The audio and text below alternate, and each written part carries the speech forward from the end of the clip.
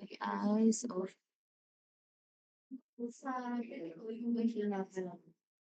lagi na lang naninibago sa inyo.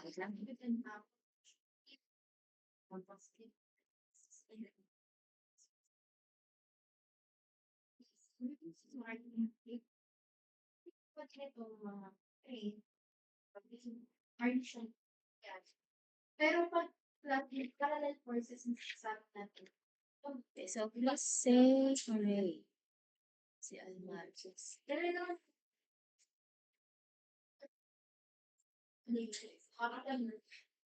Almaris na yan. Pakisabi ay hooray.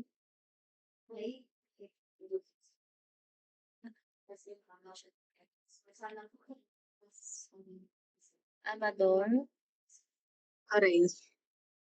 Arceo. Hooray. Gregor. Asi. Hooray. Babasa. Hooray. Peredo. Hooray. Cristel Carruagan. Hooray. Lucy. Hooray. De Castro. Hooray. Diaz James. Hooray. Escares Bianca. Hooray. Baltado. Benel. Baltado. Felix John Paul. Felix. Wala din. Si Gutierrez Alexis. Si Alexis. Ron J. Hooray. Taksamana. Hooray. Yan. Limbo. Prince. Katangay Cassandra. Pagpantay Dieter.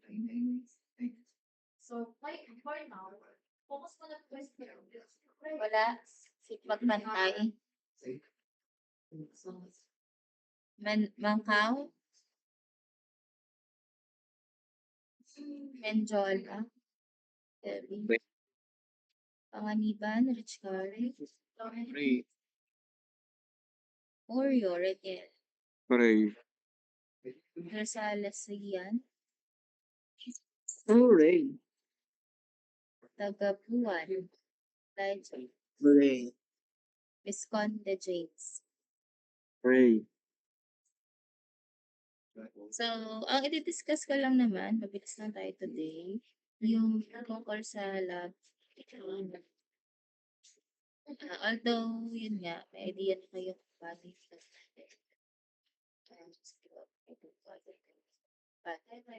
natin.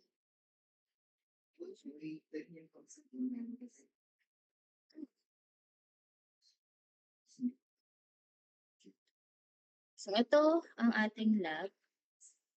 Well, magkakaroon tayo ng dalawa, pero i-incorporate siya to a single output. Ibig sabihin, kung laboratory number 1 yun, ay tungkol sa lab 1, which is ito, series RC, RL, and RLC, and lab 2, which is parallel, RC, and basically, your lab report will be about series and parallel splits. So, yan, meron pa ding mga discussion, the objectives, of course, the material. So, this is, lahat nasa multisim. You'll have to vary the values, the inductance, depending on your group number. So, kung base na kayo, for example, your group number 1, so you are going to use the inductance of 1.31. If your group 2, 1.32, and so on. So, ganun lang naman. Also, for the procedure, yan, puro circuit diagram po ito. Medyo madami lang page kasi nga puro figures ito. Basically, ang kailangan nyo lang gawin is to connect the circuit. So, una in series RC. Siyempre, may capacitor and then the bulb will act as our resistor. But ang gagawin nyo lang is to measure the total current and the total voltage across each element. Ano? So, magkakaroon lang kayo ng measurement using multimeter or ammeter and voltmeter for the same. Aside from measuring, magkakaroon din tayo ng manual computation.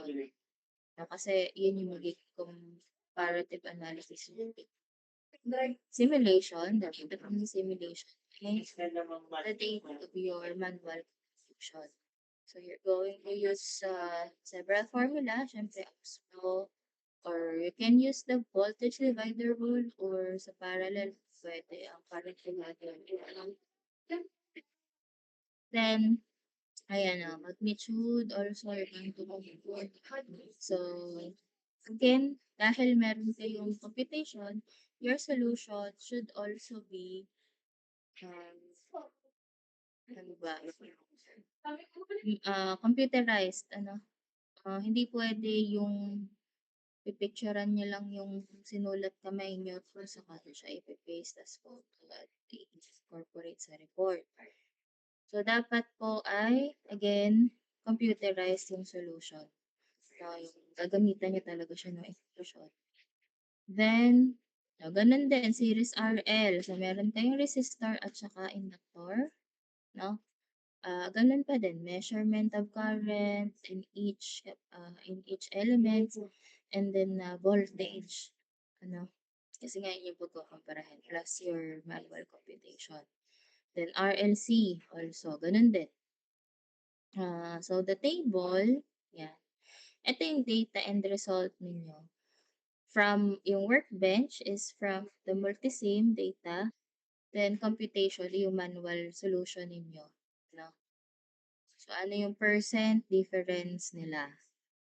Then, ganun din sa iba, series RC, series RL, and then RLC. So, yan ay, again, voltage at saka current. Dami tayong table.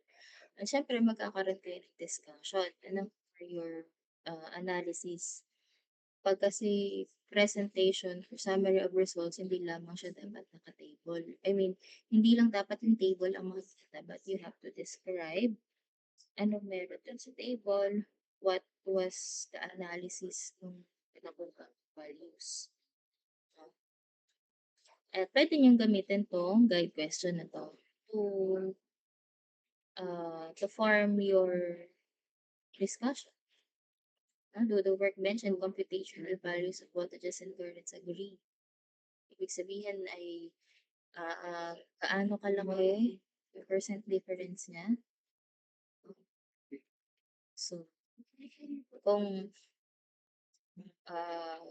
well, ideally, diba, may expectation tayo na dapat maliit lang yung percent difference. Kasi kung tutuusin, both theoretical siya. Theoretical in a sense na simulation yung isa ay manual computation. Ideal yung ating ginawa. Kumbaga, walang losses. No? Hindi kasi tayo makapag-compare ng actual na ito sabihin ay pagkakaroon tayo ng actual capacitor na i-connect with the actual inductor. So, wala tayong ganon. Kaya ideally, dapat the percent difference ay konti lang yung mag-discrepancy.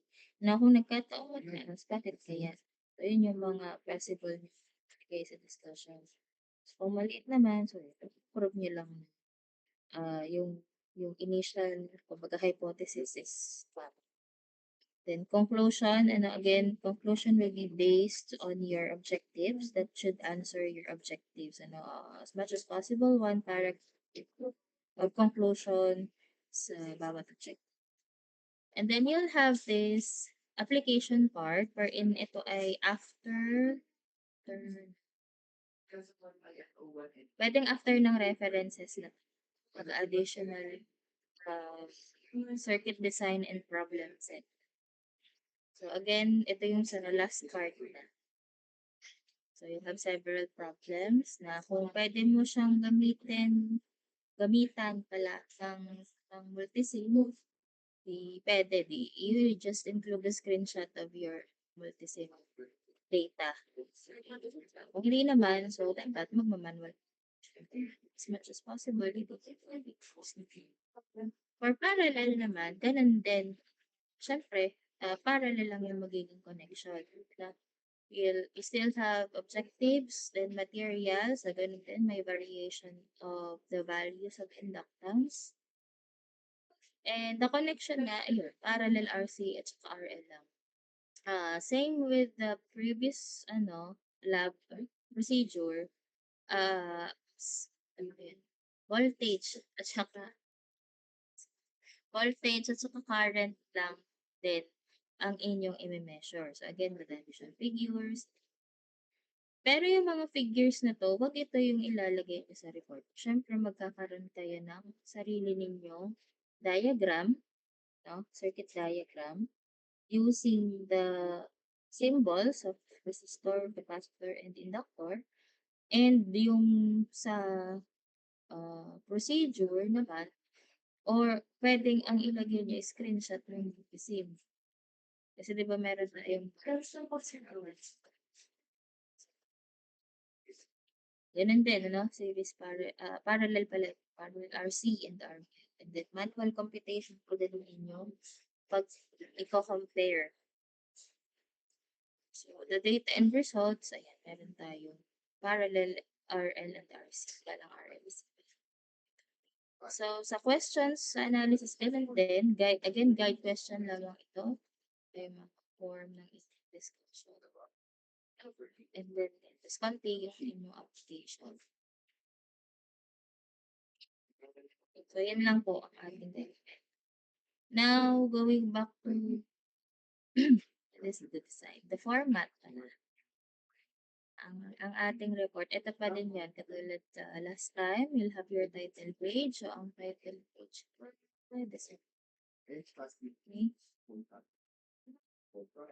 Bigyan ka na kayo ng guide. Kayo nang bahala mag-spacing, pero sa long bond paper ito. So, yung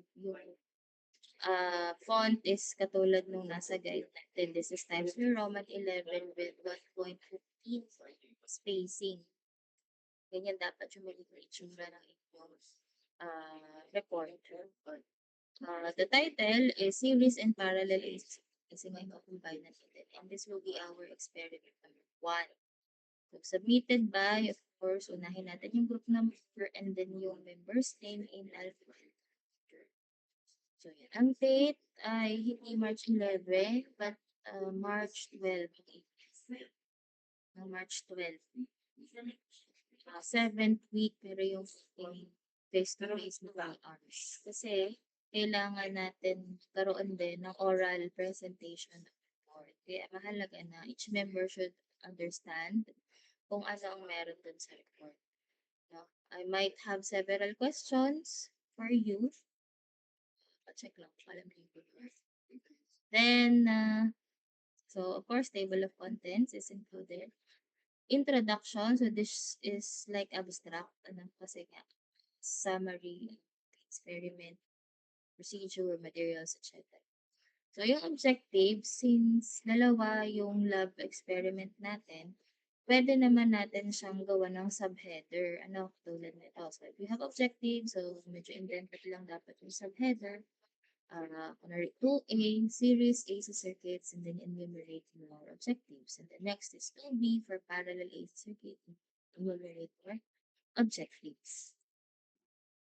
Okay? Then, yung conceptual literature, ganun pa din. You don't have to put a lot. Okay?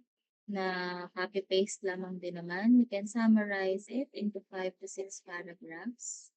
So, of course, this should include about a specific series and parallel na catered siya for AC circuits lang.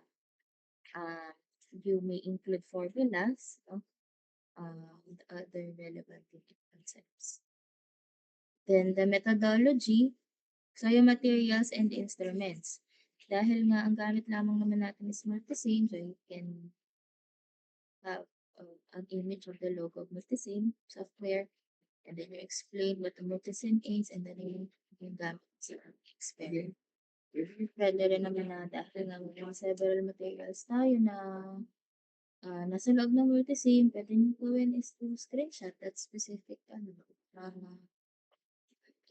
component, yung itsura niya sa Multisim. Na ito yung lamp or ito yung capacitor na nasa Multisim. Ganito yung multimeter in Multisim, parang ganun.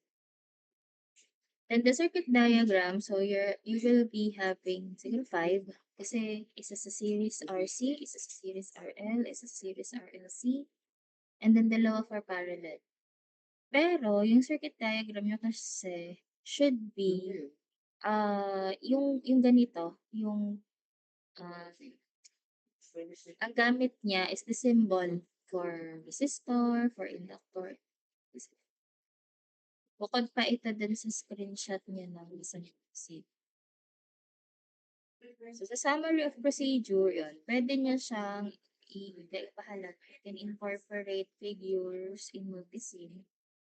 Yung mismong ginawa niyo with the specific values of inductance and capacitance. Pero yun nga, it has to be in a way na it has been done already. Because ikukwento nyo kung paano nyo siya ginawa. Siyempre, in a technical note, technical voice, no? Hindi siya pwedeng IV.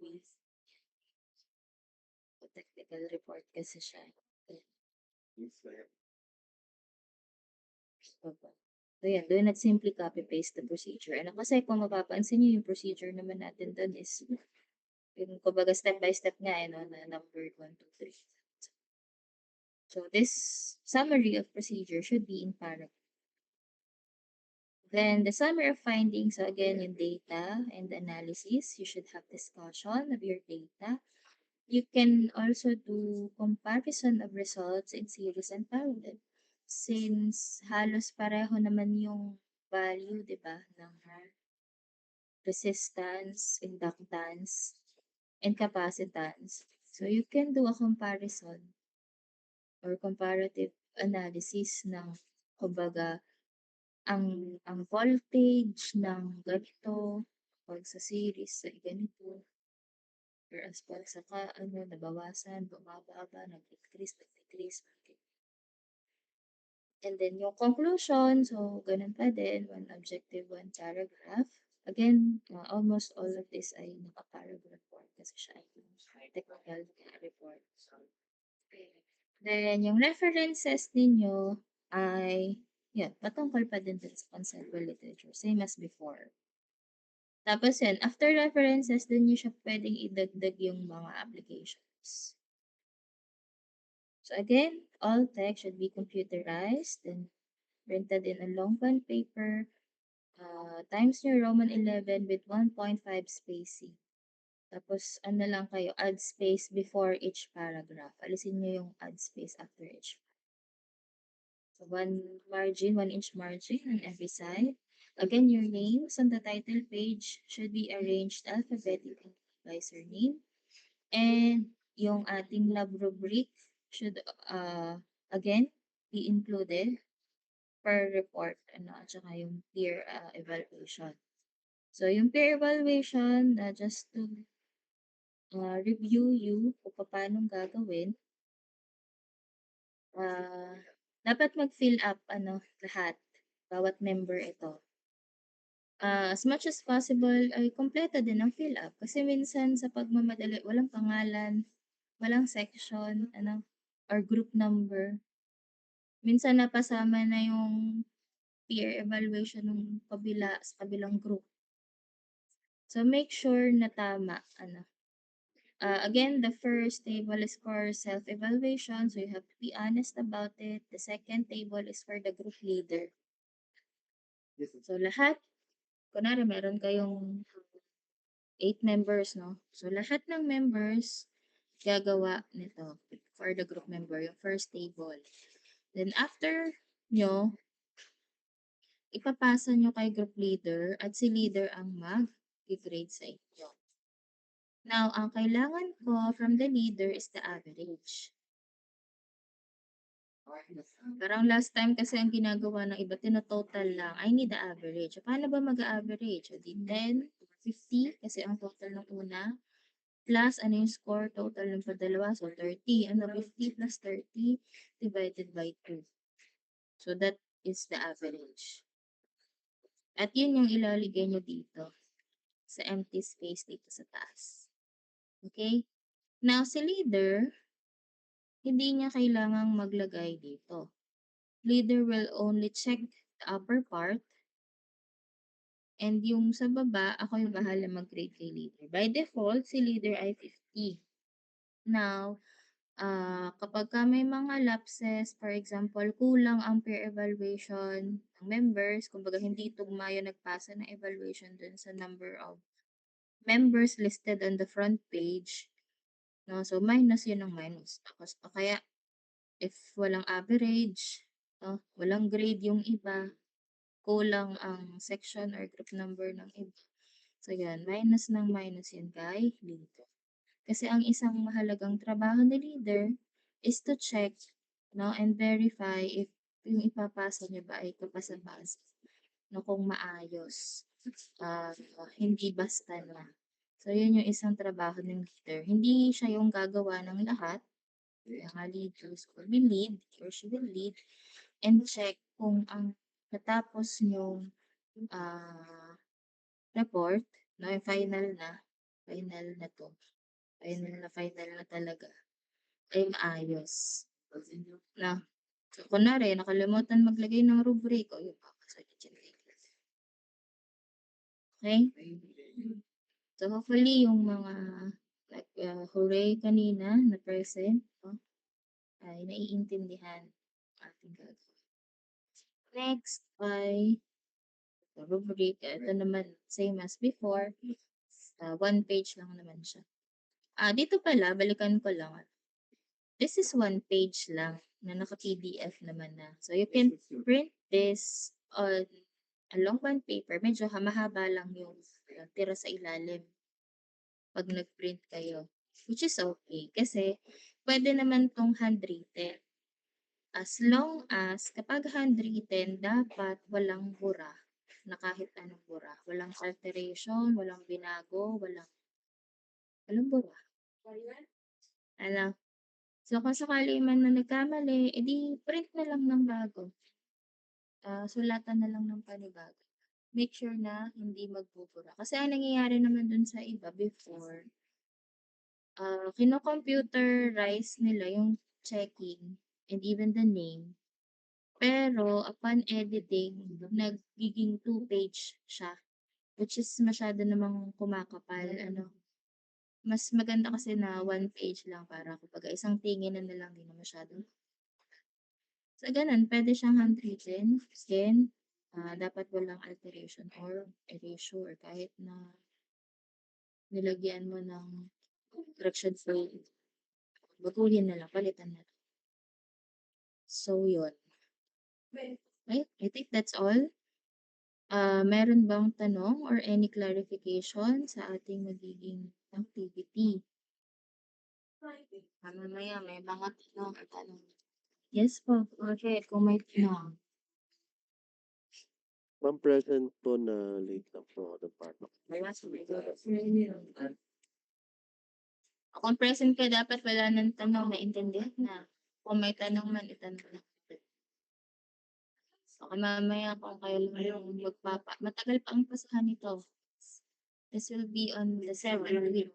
Kumbaga, next week kasi exam, and then 6th week may discussion tayo. On the 7th week pa yung pass. Again, magkakaroon ng oral presentation of report. So, you have to be prepared with your presentation. Siyempre, naka-PowerPoint. Canva. Ano? Yun nga, dapat lahat ay alam since magkakaroon din tayo ng lab quiz. Na the lab quiz, hindi ko sure kung kaya natin siya on the 7th week, pero face-to-face siya. And dapat lahat marunong mag-courtesy. Kasi ang gagawin mo sa lab quiz is magko-connect kayo ng circuit against find values of voltage and current. So, pwede pareho. So, yun, ganun po. Kaya dapat lahat ay marunong, hindi lang isa ang gagawin. Sa exam naman, ay yung coverage is until series and parallel circuit. From yung beginning ng ating discussion, so sinusoidal, steady state analysis, or mga sine waves natin, cosine, and then impedance, of course, reactance, finding the total impedance, series, sa series at saka sa parallel or combination of series and parallel, you review the voltage divider rule or the current divider rule, use pa rin. Kailangan nyo pa din siya. And then complex number. And make sure na lahat ay marunong or sanay na mag-complex number. No, kasi yun yung kailangan. Again, bawal po ang lapis sa final answer yung solution. Erasable yung pen. So, dapat ay version na erase. Again, kung wala ng question, tomorrow kasi, and the rest of the time today, I will giving the time to collaborate with your team or review or kayo bahala kung paano may gagawin as long as hindi kayo nagmamadali sa week 7. So again, if there are no clarifications or questions, again, wala tayong meeting. I'll give it the time tomorrow to either study or collaborate. Okay, fair class. Thank you po. Thank you po, ma'am. TY po. Thank you. Thank you po. Thank you po. Thank you po.